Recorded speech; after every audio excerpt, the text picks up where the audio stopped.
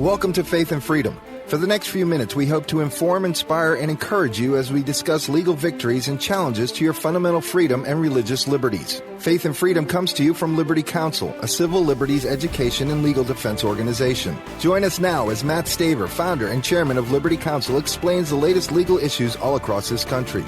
In the courtrooms of America, Liberty Counsel is winning the battle for your constitutional freedom. Liberty Counsel has been named as the Senior Life Directive Partner with the National Hispanic Christian Leadership Conference. I am Matt Staver, founder and chairman of Liberty Counsel. Joining me is Matt Barber, vice president of Liberty Counsel Action.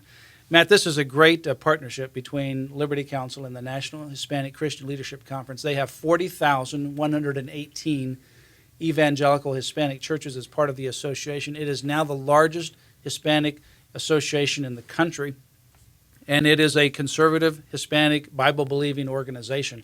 Liberty Counsel has been involved with the NHCLC for a while, but now, this year, 2013, we've become the senior sponsor of their life directive. They've got 7 directives, and one of them is on the sanctity of human life, and we are the senior sponsor of that life directive with the NHCLC, committed to advancing the sanctity of human life among the Hispanic Latino communities. Well, and a number that's even more staggering to me, the NHCLC represents a constituency of tens of millions of Hispanics across the country, somewhere between, I believe, 30 to 40 million Hispanic in their membership rolls. This is a huge organization that is really helping to further traditional values, biblical morality throughout public policy, and standing up for the values that hold together the Hispanic community. Well, Reverend Sam Rodriguez, who's the president of the NHCLC and also a pastor in Sacramento, California, says, I think he says it so eloquently, that the Hispanic community could well be the firewall to protect our values. And if we look at the Hispanic community, they are very more pro-life and pro-family, pro-marriage, very strong with the family. And certainly there's a lot of attacks that are coming after that community. And Liberty Counsel is there to help advance the sanctity of life within the Latino Hispanic community. But I think he's right, that the Latino community could well be the firewall to our values, to protect our religious liberty, protect our sanctity of human life, and protect the sanctity of marriage as the union of one man and one woman. Yet the Hispanic community is being targeted, certainly by radical liberal organizations, groups like Planned Parenthood, targeting them with flyers, specifically singling out building some of their abortion facilities within the Hispanic communities, with African American communities, but within the Hispanic communities. I don't know if it's a racially motivated or a class motivated, but it's a soft genocide that they're really peddling to people within the Hispanic community and promoting abortion to, as they couch it under terms of services, but encouraging Hispanic women to abort the next generation of Hispanics. The demographics are changing here in the United States, and the values of the Hispanic community align with the values of those who embrace traditional values around the country. Well, we know that Planned Parenthood's founder, Margaret Sanger, was a eugenicist. She was someone who was very much pro-Hitler in his eugenic ideas of developing. Well, Hitler loved her. He cited her. He quoted her. Yeah. And that's where the whole contraception came, to weed out the undesirables. And she promoted that, and the sterilization to weed out the undesirables. And in fact, we even had a Supreme Court case, Buck versus Bell, that went up to the United States Supreme Court, where the issue was, does the government have a right to sterilize someone who is, quote, an imbecile, that they determined to be a, quote, imbecile. And the Supreme Court justice ultimately said 3 generations of imbeciles is enough. I mean, it's a tragic history of our Supreme Court. But this whole eugenics movement of sterilization that actually occurred right in Virginia and other places as well.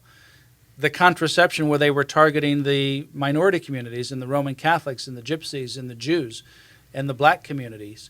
All of that was part of an orchestrated effort to weed out the undesirables and develop a super race like Hitler wanted to do.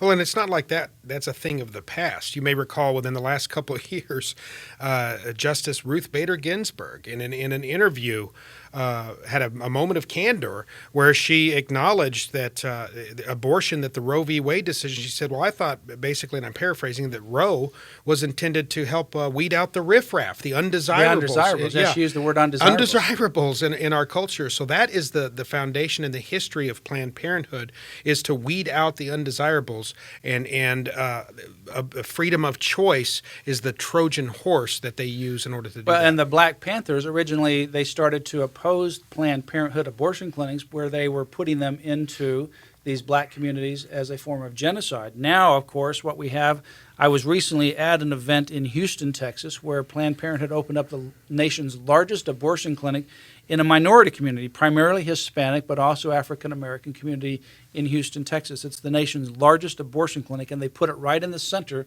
of a minority community.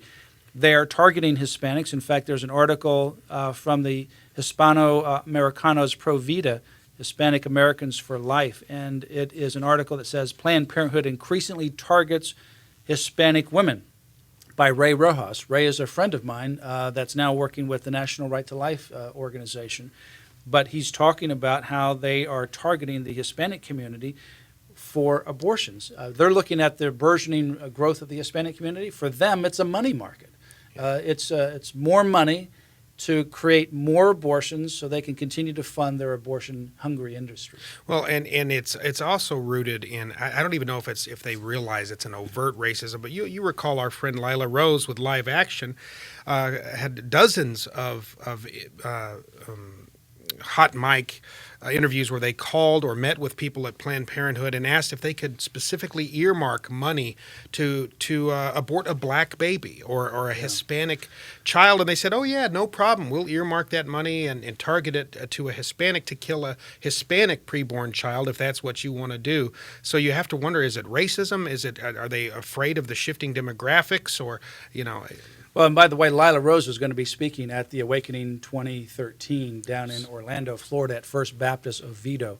And I would encourage you to go to theawakeningusa.org. That's the awakeningusa.org website. You can sign up for the Awakening 2013. It's April 19 and 20, which is Friday night, and then Saturday, ending at around 5:30 on Saturday afternoon. In the morning on Saturday, Congresswoman Michelle Bachmann, former presidential candidate, Michelle Bachmann will actually be speaking, and she's always a dynamo.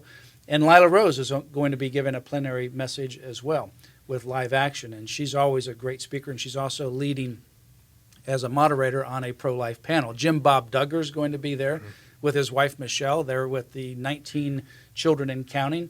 With them, we've launched the lifeunited.org website, which is a coalition of pro-life organizations as a one-stop website, lifeunited.org, to promote pro-life issues. But I encourage you, you were there last year, and you were there the year before as well. The Awakening is an event unlike no other.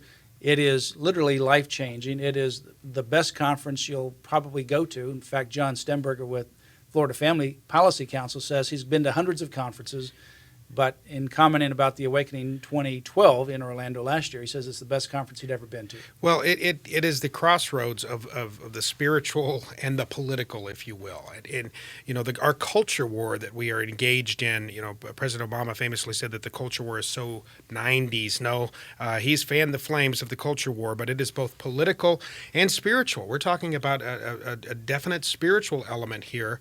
This is a battle between good and evil, and at the Awakening, at that event, I had never been to an event where public policy and our culture is so intermeshed with what is happening to us as a nation in terms of spirituality. Yeah, it really mixes love for God and love for country in a very unique way. You've been to some events that are all spiritual and some that are all political. This one really uniquely blends and meshes those together in a way that literally is unique. Unlike any other conference. So I would encourage you to go to theawakeningusa.org. That's theawakeningusa.org. Continue to pray for Liberty Counsel on this initiative. Liberty Counsel is the senior partner now for the Life Initiative for the largest Christian Hispanic organization in the United States, the National Hispanic Christian Leadership Conference.